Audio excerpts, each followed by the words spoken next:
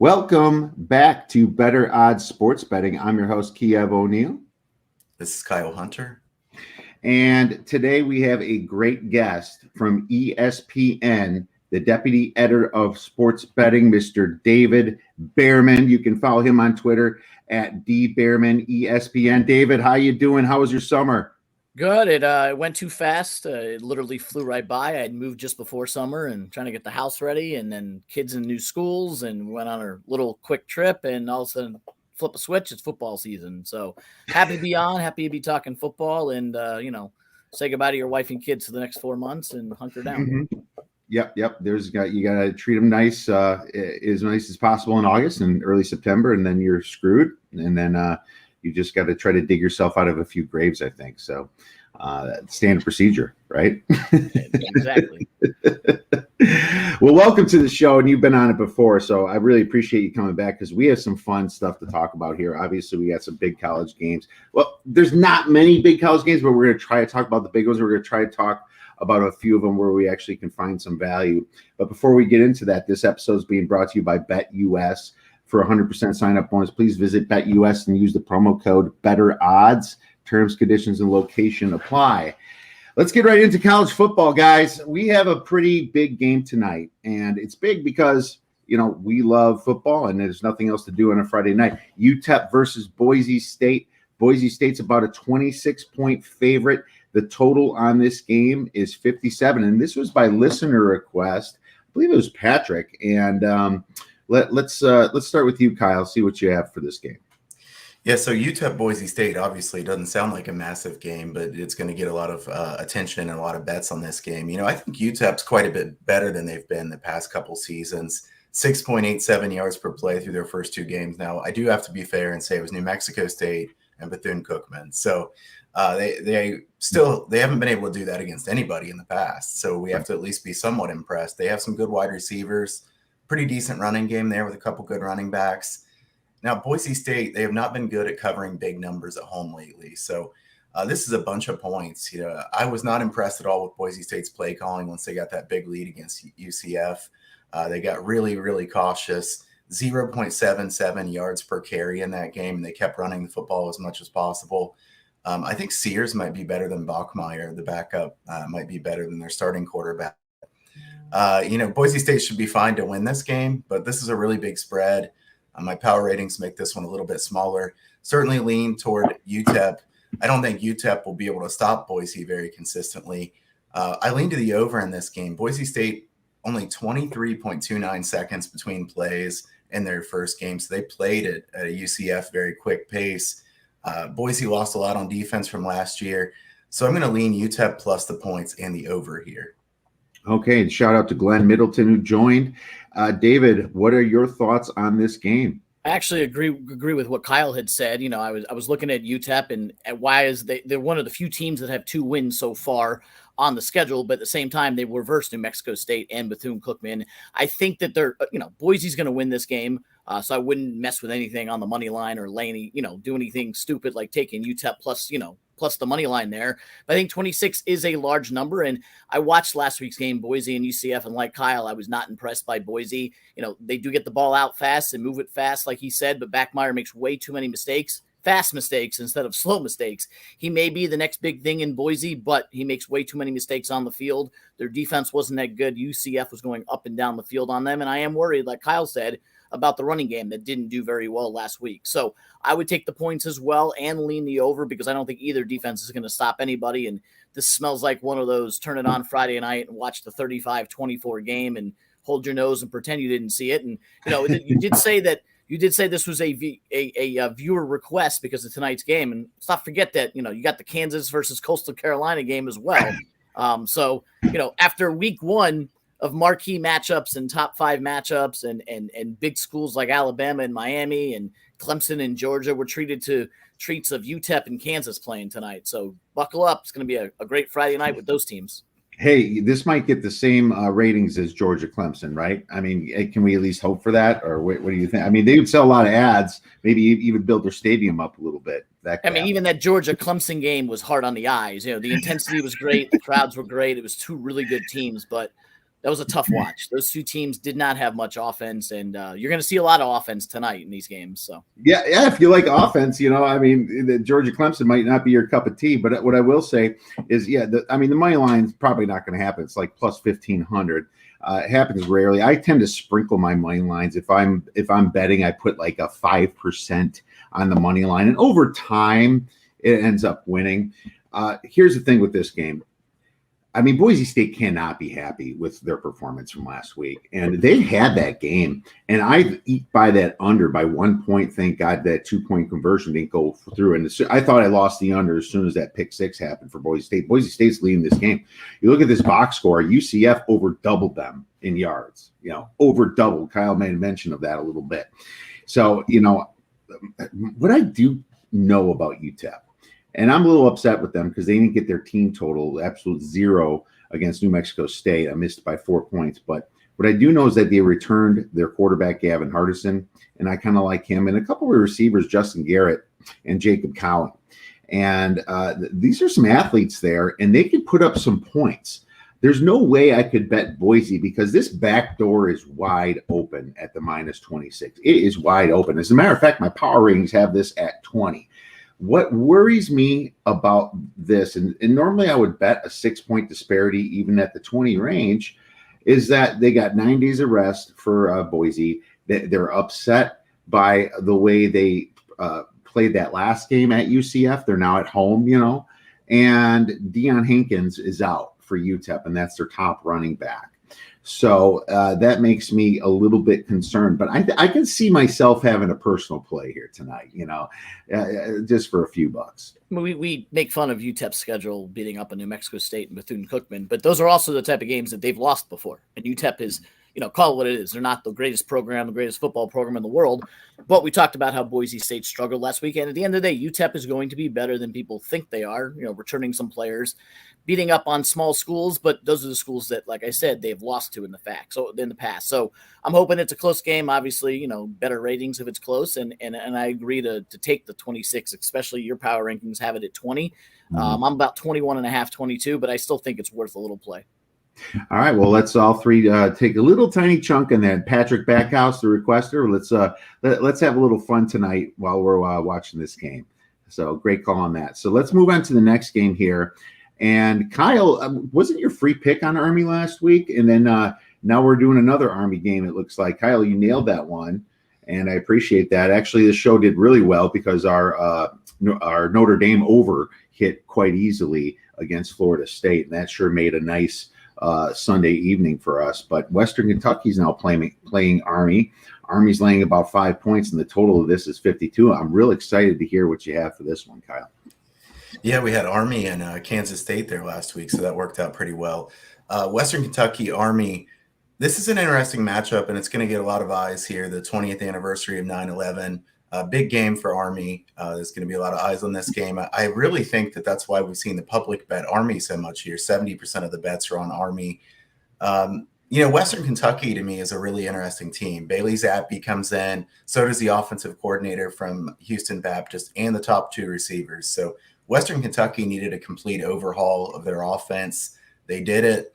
I have to tell you, I think that Western Kentucky is the type of team that's really hard for a team like Army to be prepared for, because who on Army's team could look like Bailey Zappi in practice? They don't have anybody that they can run the air raid offense, because that's not even close to anything they've done. A team like Army can play pretty good defense against a team, say like Air Force or Navy, because they're used to defending that triple option. I don't think their defense will look very good against Western Kentucky. Having said that, Western Kentucky allowed 5.91 yards per carry to Tennessee Martin last week. So that would concern me a lot to trust them that much, because if you're giving up 6 yards per carry against Tennessee Martin, odds are you're not going to do too great against Army's triple option attack. I think Western Kentucky is going to try to push the pace like crazy. I will say I don't like betting Army overs usually. This number's come down to 52. I did play the over in this game. It's certainly one of my favorites that we're going to talk about today, just because I don't think either team can stop the other team very well. Army will play slowly, but I think they're going to get some touchdowns here. Western Kentucky will air it out often. 60, 70% of their plays are going to be passes. I don't think Army is going to be very successful stopping them. And I did want to point out that we had 17-8 2 years ago when they played each other, but that means virtually nothing. Western Kentucky is a completely different team. Army, far better than they were a couple years ago. We remember a couple years ago, Western Kentucky was one of those defensive teams that had all these really low-scoring games, and I think that's part of the reason that their totals start out, at least this year, being low. So hopefully this one edges over the total so that I can keep playing overs on Western Kentucky going forward. Yeah. I mean, that's something you spotted out, Kyle, and thanks to you, because I didn't pay as much attention, I'll admit it, to Western Kentucky. I saw kind of a team with not too much, returning production. I didn't know Bethune-Cookman was such a good team. And then it's funny to see that they plundered Bethune-Cookman. They took everything. They ransacked them. 4 players, their quarterback, like you said, as well as their coordinator that actually has experience at Texas Tech coaching Patrick Mahomes, So, Zach Kitley comes along, and this is now a possible fast-paced, high-powered offense. Funny about this game is that Jeff Monken always been a great coach for Army, but a couple of their touchdowns was from the pass. They had 4 sneaky passes, which they'll do every once in a while to shake it up. But the cat's out of the bag now. This is not sustainable. And that's why that score looked so lopsided last week. But they actually didn't even hit 4 yards per rush last week. And so I'm looking at my power rankings. It's a 10-point spread. But I think I'm off here. I think I'm low. I'm too low on Western Kentucky. So I'm not taking that. As a matter of fact, I just by kind of looking at the box scores a little bit, it makes me lean Western Kentucky because I think they have more upside just because what they did, how they got those players from Bethune-Cookman. So I have no play on this game, but I think I like the direction you're going with the over, Kyle. What do you say, David? I mean, Kyle, if this is 17-8, you guys, we all can throw out everything we know about football because there's no way that this will be like it was a few years ago. I'm fascinated by the fact that it's really 2 opposite teams. As Kyle had hit on, you got Army, who obviously they're going to run for 300-400 yards, and Bailey Zappi on the other side with Western Kentucky. All they do is pass 425 yards and 7 touchdowns last week, which is, by the way, only 3 shy of what the kid in FCS did with 10 touchdowns. Can you imagine throwing 7 TDs and not even being close to the weekly leader? I actually like Western Kentucky in this one. I don't see Army stopping them at all. Kyle hit on the fact that they stop running teams. They don't necessarily have a lot of experience stopping teams that are going to pass the ball over the field. But for Western Kentucky to cover and potentially win this one, they're going to have to score on almost every single possession because they're not going to get a lot of them. Basically, the way I see this game going is boom, boom, boom, Western Kentucky scores, and then Army tries for like a nice 7-8 minute run drive, chewing up the fact that Western Kentucky hasn't stopped the run as Kyle had noted. So you could basically, that's where the over-under is tricky because you would expect a lot of points. Army hasn't been stopped. Western Kentucky's not getting stopped. But Army's drives are not a minute or 2. They're closer to 7 or 8 minutes, which throws the over-under at a whack a little bit. I would lean towards the over. But first and foremost, my play would be taking Western Kentucky because I think they're going to be able to hang with Army, continue scoring. And unless Army has one of those patented 10-minute drives and then gets a quick turnover and has another 10-minute drive, that's the way to stop Western Kentucky. But I don't see that happening. And I see probably a higher scoring game, but I think Western Kentucky not only covers, but, sprinkle a little bit on the outright win here.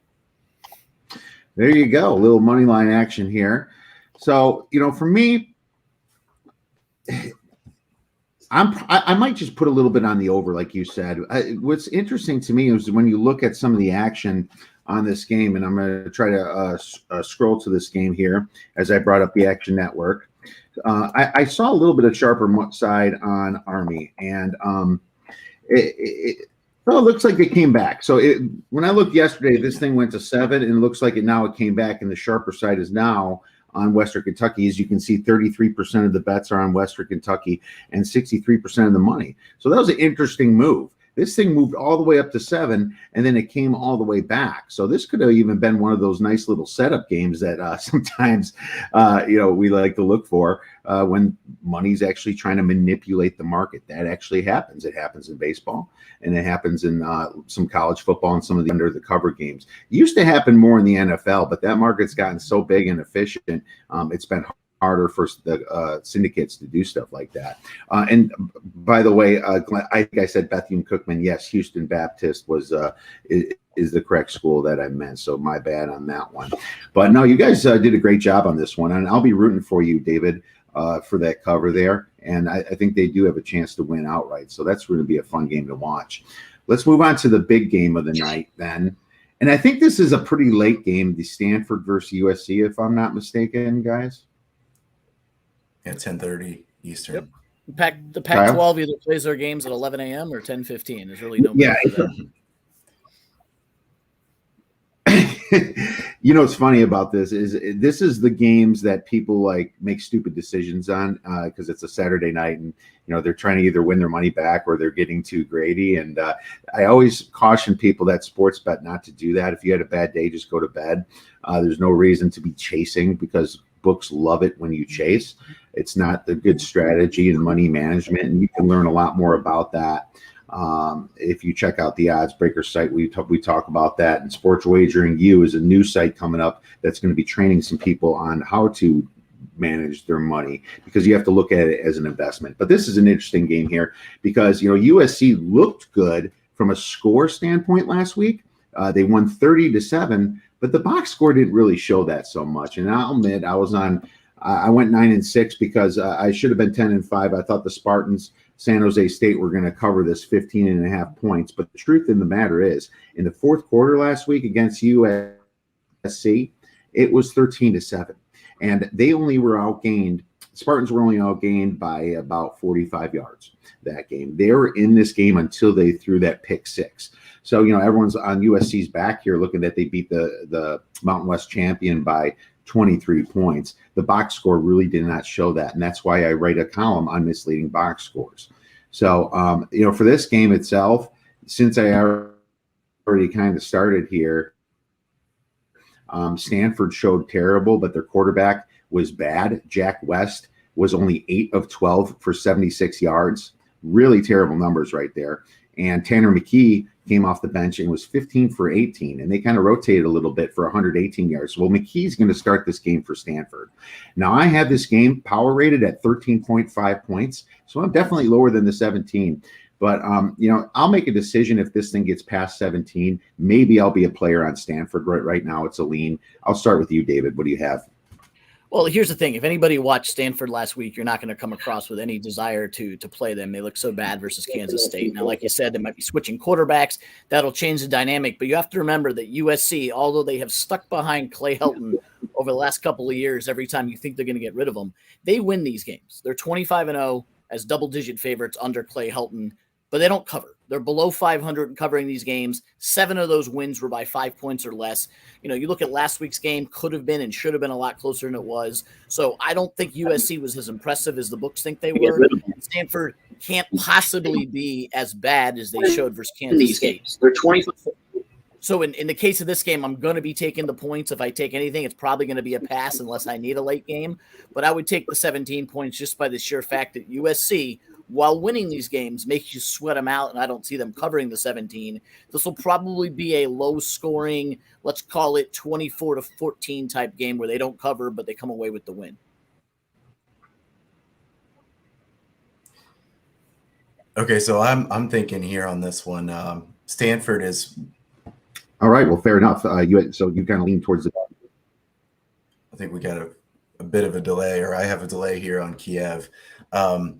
So I'm thinking here on this one that Stanford is really, really hard to back after what I saw last week. I had Kansas State in that game, but Stanford probably should have lost by more than what they did. That 24-7 final score, not very indicative of what it actually was at the end of the game. 6.45 yards per carry for Kansas State.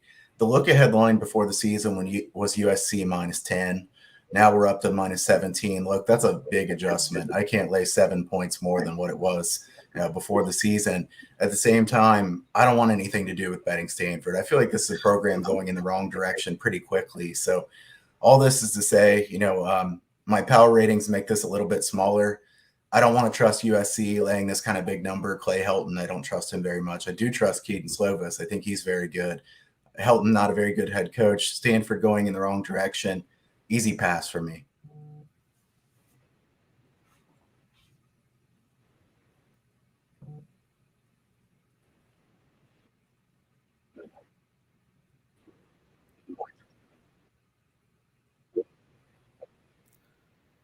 I can't hear Kiev. I was going to say, I think Kiev's delayed here again. Yeah, I can hear you perfectly. I can't hear him. Yeah, same here. So I don't know if Kiev has to restart or something, but let's just go on. I don't know if we're going to hear Kiev here in a minute or what, but I can see him talking, but I don't hear anything. So we're going to talk some NFL games here briefly. Let's go Dolphins Pats first here, since I know the Bears are Kiev's team, so hopefully we can get him in on the Bears game. But David, I'll let you start on Dolphins Pats. I know you're a Dolphins guy, so what's your thoughts on this game? Kyle, I was all set to take the Dolphins for a couple of reasons. First and foremost, I believe they're a better team overall over the course of the 17 weeks, and you're getting 3 points here. Also, there's a nugget that our team undercovered that road underdogs in divisional games hit at about a 66% clip in week 1 over the past 12 years. Basically, division team on the road. Week 1, they've been covering. But what has me a little bit scared about taking the Dolphins is due to a couple of COVID close contact issues, they're likely going to be missing offensive lineman Austin Jackson. The Dolphins' offensive line is not that deep. They have a bunch of rookie and second-year players on there. Without Jackson, that could make some issues for Tua, who has to run around instead of stepping up in the pocket. He's looked great in the preseason, and I think the Dolphins do get the win here, but what I really want to play is the under. And I took the under in both the games last year, which were week 1 and then late in the season. The scores of these two games were 22-12 and 21-11. It opened up last year. The 22-12 game was Cam Newton's first start with the Patriots. The Dolphins didn't have much answers for Cam Newton, but it was still a 22-12 game as both teams struggled to score. And then the late one in the year was also a low-scoring game with both teams edging it out. 10-point win for each team. You know, the Patriots are breaking in a new quarterback. The Cam Newton era was one and done, and that's over. You're out there, and you just don't know what you're going to get out of a rookie quarterback like Mac Jones. While he's looked good, it's going to be tough for him to go out there against a Dolphin defense, which led the league last year in takeaways. And they added Jalen Phillips and Javon Holland for the draft, and they're going to be really, really good on defense. Those were their first-round picks that they added. On the flip side, the Patriots are returning more defensive talent through injuries and COVID outs than any team since the 2001 Broncos. So think about that for a minute. In terms of value of a replacement, they're bringing back as many defensive players as any team has over the last 20 years. So you have two really good defenses playing each other, whereas one offense has a rookie quarterback and not many weapons, and the other team has Tua and some added weapons that's going to take some time to adjust. And in fact, when I look at New England, I look at New England as being a type of team like the Dolphins were last year. Strong defense, rookie quarterback, not a lot of weapons. That Dolphins team didn't score a lot of points, relied on their defense, turnovers, and kept Tua under wraps to be able to just score what they needed to do. That's what the Patriots are going to do this year. You add it all up, and you have two games. You have two teams who didn't even come close to the total last year, so I'm going to be playing the under in this one. Hey, guys, sorry about that. Obviously, don't ever buy a Surface Pro. I had to switch to my office by the Circa Pool instead to finish this podcast. So I didn't catch the beginning, but thank you for continuing and going to that Miami game. The thing about this game is it's so interesting to me, David, is that how good New England actually looked in the preseason with Mac Jones here. And I have to think, what are you thinking here? You have Tua, that your rival has Mac Jones. Are you at all concerned as a fan that Mac Jones is going to light it up? I'm not sure light it up is what I'm worried about, because the Dolphins have one of the better defenses in the league. And we're talking about a rookie quarterback here who has not seen this type of speed on defense. Yeah, he played at Alabama for 1 year and he saw SEC defenses, but the NFL is a whole different situation, as you saw with Tua last year. And other rookie quarterbacks. Now, while I expect Mac Jones to be good, I'm not worried that he's going to go ahead and light it up, because I think the Dolphin defense is too good for that, which is why I'm playing the under. I'd be all over taking the Dolphins +3 if I had more faith in their offensive line, but missing Austin Jackson is going to be a problem there. I just don't see any really good offensive weapons for New England. I don't know if you had heard the comparison that I had made a few minutes ago, but I look at this New England Patriots team as being very similar to the Dolphins last year, with a rookie quarterback, not many weapons to surround them with, and a really, really good opportunistic defense. That's what the Dolphins were last year, and that's what I think New England will be this year. So I wouldn't be surprised if they win 9-10 games, and I wouldn't be surprised if they beat the Dolphins game 1 like they did last year, but it's going to look very similar to the 22-12 and 21-11 games that we saw last year. Yeah. This is a stay away for me for the side, just because of all the, the craziness behind it and all the change that happened. The New England Patriots now are getting some bunch of people back. Dolphins starting a brand new quarterback, brand new offensive coordinators there. This is one to watch, but I definitely lean the under because, I think the jitters can happen with these quarterbacks coming out. Big first starts for them. And then Belichick might want to just kind of slow it down and make it easier on them. And I think both coaches might. A little bit of a chess match between Flores and Belichick. So lean the under. Kyle, did you already cover this game? No, I don't think anything on the side here. And I agree with David. I lean the under as well. In fact, I'm considering betting this one myself. I probably will at least bet something on it personally, because I would suspect the game script here is pretty conservative from both sides. And both of these defenses are clearly very good. It would surprise me quite a bit if they decided to throw it deep a bunch with Mac Jones. This Miami secondary is clearly good. And Tua, he looked good in the preseason. He didn't look very good in the regular season last year. I think the jury's kind of out on Tua. I know some people are really low on him now, and then some people still think he has that high upside. I guess I would ask David here real quick. Do you have any thought as to whether Mac Jones or Tua has a better NFL career at this point? I still like Tua, and Kiev and I talked about this on numerous shows last year, that I think that they're really being unfair to a guy who's coming off a really, really hard injury, career-threatening injury in college, came out as a rookie with no training camp, no preseason, and the Dolphin offense, let's call it what it was. He was thrown to you and me out there. There was really nobody out there, with Parker banged up, Williams out for the year, Jakeem Gant's the same size as me. So I don't think Tua got a fair shake last year. And by the way, he still led his team to 10 wins in the cusp of the playoffs. At the end of the day, I don't know enough about Mac Jones other than 1 year of college to make the assessment of how he was going to do. But I've been a fan of Tua since he was in college. I thought he was a once-in-a-generation quarterback that I was really happy the Dolphins were still able to get, even though they dropped to the 5 pick. And I think with what Tua has changed in the offseason, he's bulked up a little bit. His injury is no longer a concern. I liked what his footwork was in the pocket, and I think you surround him with weapons like Mike Gesicki, Devontae Parker. You bring in Jalen Waddle as in the draft, and then you have Will Fuller, who will eventually be there week 2 and on, and you actually have some weapons for Tua. I'm a little concerned in week 1 without Fuller that the offense may not be ready, but I do think it's good enough to beat the Patriots. In the long haul, I think Tua is going to be what we all thought he was before last year's struggles. That is some optimism, my man. And I'll tell you this, with this next game, talking about the Bears, it's a shame they made the playoffs and Miami didn't last year with 10 wins. It's one of those. It's like, oh my God, how does this team make the playoffs and Miami doesn't? Well, I'll tell you right now, I am not that optimistic on the Bears. I was a little bit before, but I'm just hearing things from camp that Nagy is just he just does not know how to be a head coach. And a lot of people say, well, he was offensive coordinator under Andy Reid. I don't even think he did that much there. I think it feels like he was just the guy running errands or something, because he does not know what he's doing over there. Andy Dalton is not stepping up in the pocket. And that was in the preseason. He was letting the defensive ends crash down on him, but he didn't even step up in the pocket. I mean, this is 101 stuff, football 101. So, as you can see my attitude, this is a big spread. And if you're laying over 7.5 points here, Kyle found a great stat. You're 4-14 over the past 10 years on week 1. And that's just laying big points. And I think everyone learned that lesson last night, or for the people that actually did bet Tampa Bay over the 7.5. But the important thing here is I can see a lot of ways that this Bears-Rams game goes under, guys. And the way that could happen is obviously the Bears won't be able to score against that amazing defense. They have offensive tackle problems, right?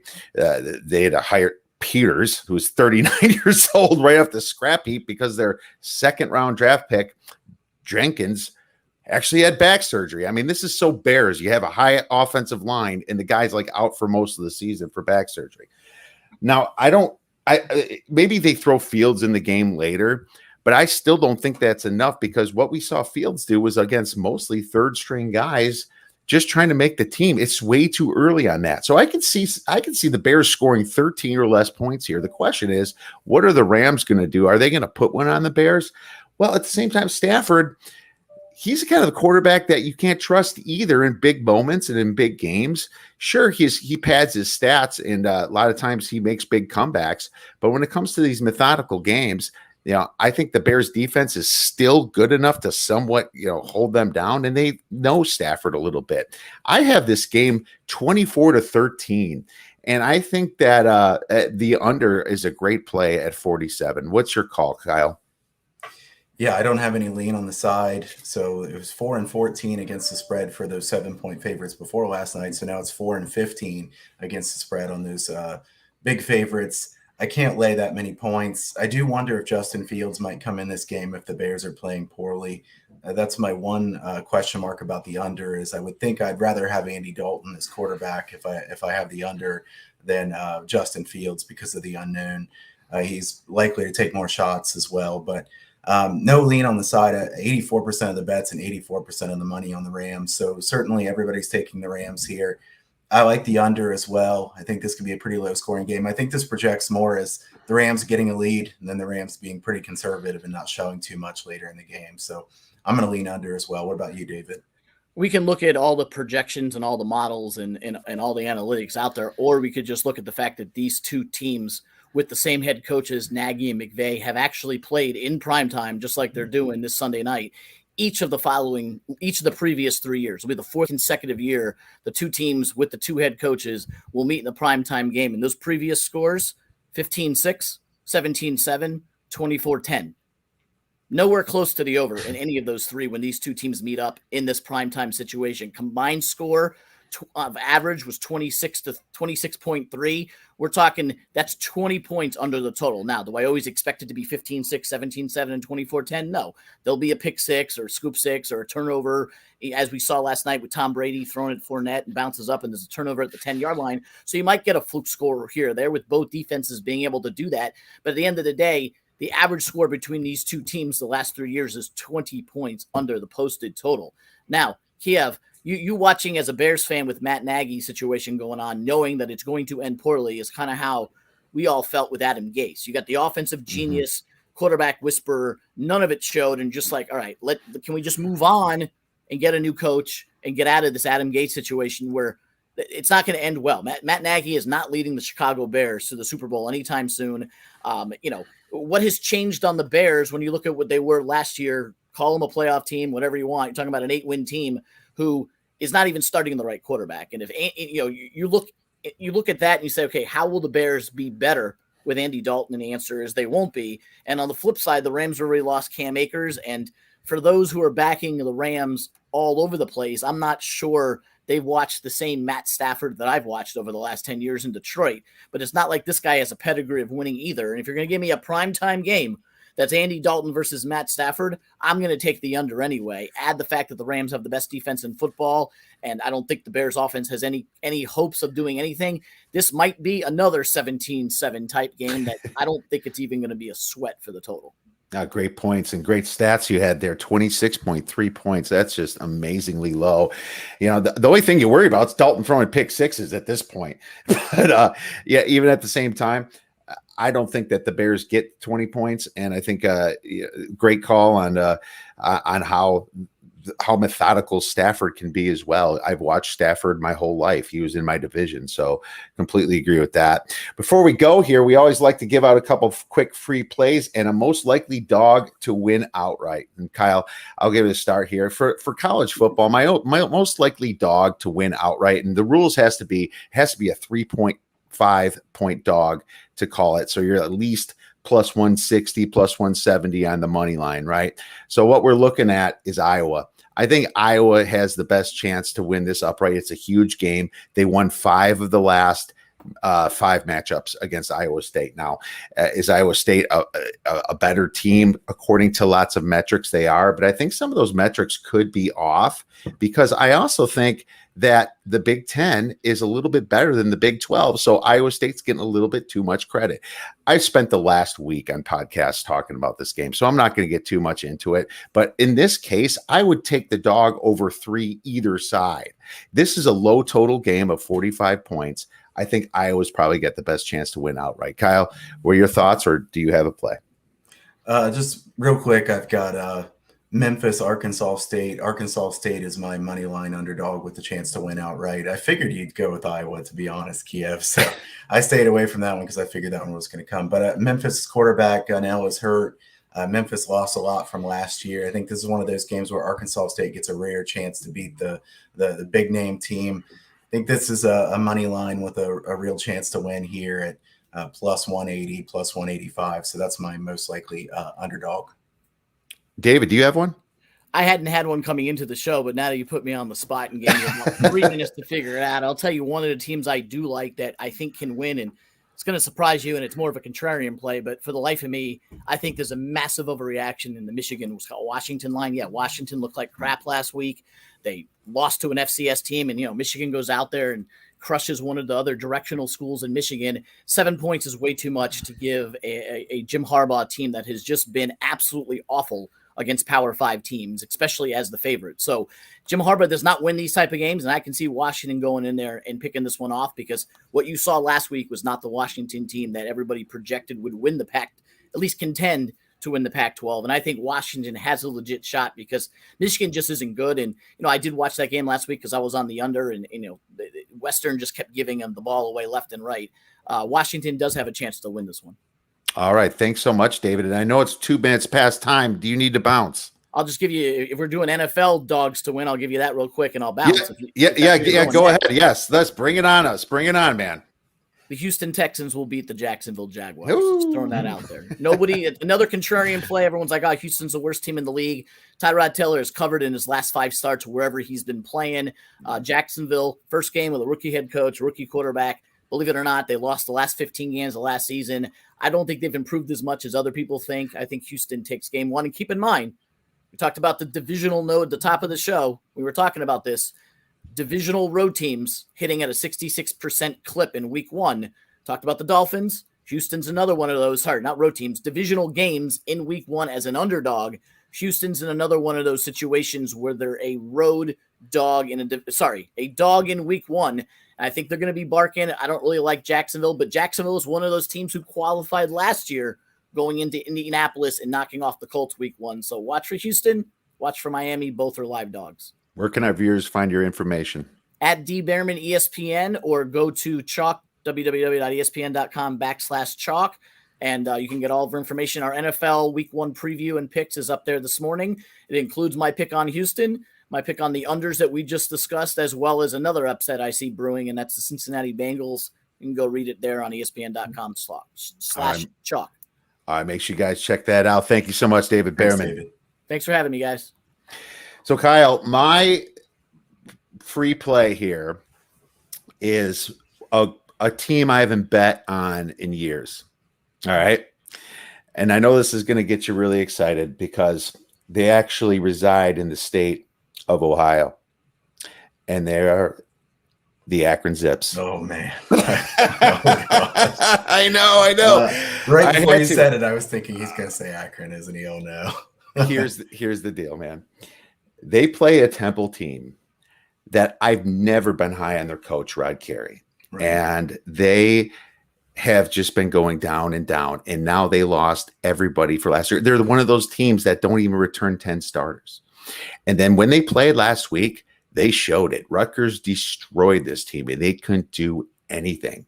Now, I'm not saying that Akron did a ton when they went to Auburn, but they at least completed 22 for 27 passes. And if there's ever a game that Akron needs to win just to kind of get them going, it's this one at home. And to be honest with you, I have this power rated more of a 3 or 4 point because that's how low I am on Temple. I'm getting 7 points here with the Akron Zips. And I'd be more upset with myself, Kyle, if I didn't bet this game and they covered than if I bet it and lost. Sometimes you got to look at it that way. We are giving away the free play for 2 stars, Akron +7, sprinkle that money line. Yeah, I don't disagree with you. I even tweeted out something earlier this week. Please don't make Akron go up to 7.5 where I have to bet it, because I know DeJuan Mathis is questionable for this one as well. So, thanks, Rob Hokamania, for tuning in here. Akron Zips, here's free play. I think I'll bet at least something personally on this as well. I will say I'm not going to watch this game. If this game's on TV, this one can't be on TV. So, as I've said before, I like under the radar games, but this one's too bad. Yeah, I think Dwan Mathis is questionable. If he doesn't play in this one, I like this one even more. My line is 4 on this game. So you get 7. That's a pretty big difference in the line. And Rod Carey, I completely agree. He's a good fade. I don't think he has anything going right for this program. So I am going to play. I'm going to make sure the line is still available because I saw this one was moving earlier. Okay. So I'm going to fade a MAC team for my free play here this week. And I'm going to fade Bowling Green with South Bama. It's kind of funny because Akron and Bowling Green been the bottom of the MAC. You're going to take Akron plus the points. I don't blame you. I lean that way as well. And then I'm going to go with South Alabama minus 13.5 in this game. Bowling Green offensively had every chance to score points last week against Tennessee. They had the ball in great field position multiple times. They finished with 6 points in that game. They could not do anything. I don't think Tennessee is a good team. I think that Tennessee is going to prove to be a pretty weak team throughout the course of the season. And Bowling Green's defense is a mess. South Alabama, Kiev, you had South Alabama last week, didn't you? Yeah, yes, I did. It was a winner. Easy winner. Yeah, Kane Womack, I think a really good coach. I think they're going to do well with him, a very defensive-minded guy. I don't see Bowling Green scoring very many points in this game. I really don't. So the question is, can South Alabama score?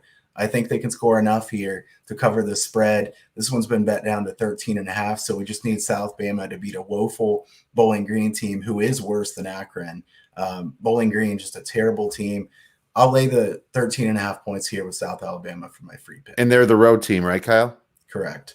All right, we'll see. On a neutral, I have 19.75, so I actually have 16.75 here as the power rating. So I'm leaning your direction anyway, just on the straight power rating there. So great stuff, man. I love how we both came up with some really under the radar games right there for our guys to bet. But man, this week is so many like non-conference games, so many FCS versus FBS games. It's fun to talk about this week. I actually really enjoyed this show, man. Yeah, me too. I think it's nice, and it's awesome that we came up with Akron and a Bowling Green game as our free plays, and that just shows you, if you tune into this, we're going to talk about the value wherever it is. We're not just talking about the big games. That's right, Kyle. Where can our viewers and listeners find your information? You can go over to huntersportspicks.com, sign up for the free picks newsletter there, sign up for premium subscriptions there from Hunter Sports Picks as well. I do the Bet US college football show every week on Wednesday night and Thursday morning. Subscribe to that as well. And we'll continue here doing the I like this. I like the comment here. Hokey-mania, the ultimate under the radar bettors club. But I think we're card carrying members of that at this point, right? But I'm proud of that. I'll take it. Yeah, why not? Because those are the best value games in many cases, my friend. You can check us out at theoddsbreakers.com. We have premium plays. We have great handicappers there. No matter what you do, if you want to support us, there are many ways to do it. So thank you, everybody, for tuning in to this show. And if you have any questions, feel free to tweet Kyle Hunter Picks, and me at OB Kiev or at the Odds Breakers. Everyone, have a great time watching the games and go get some winners.